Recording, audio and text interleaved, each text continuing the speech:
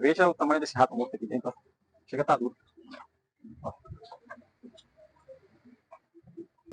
Vocês que moram em locais que tem grande incidência de rato, tomem cuidado, que eu vou mostrar nesse vídeo o porquê. Ó. Esse aqui deu um grande prejuízo. Quando eu abri a máquina na casa do cliente, saiu um rato enorme daqui de dentro, estava vivo. E tinha outro morto aqui, veja o estrago que ele fez essa máquina lavar.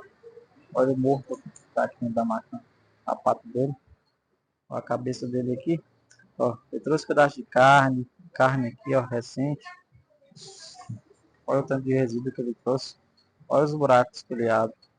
Estragou a válvula, jogou a placa interface, olha a fiação toda, estragou a placa de potência. Fez um estrago enorme nessa máquina aqui do cliente, olha os buracos. Aí essa máquina aqui vai ter que se montar todinha, peça por peça, para fazer toda a higienização, tá? Vocês têm cuidado, coloquem proteção ao redor da máquina, ou embaixo da máquina, dependendo do modelo, tá? Para evitar que essa situação aconteça. Olha o tamanho do pedaço de pano que o rato levou para dentro da máquina.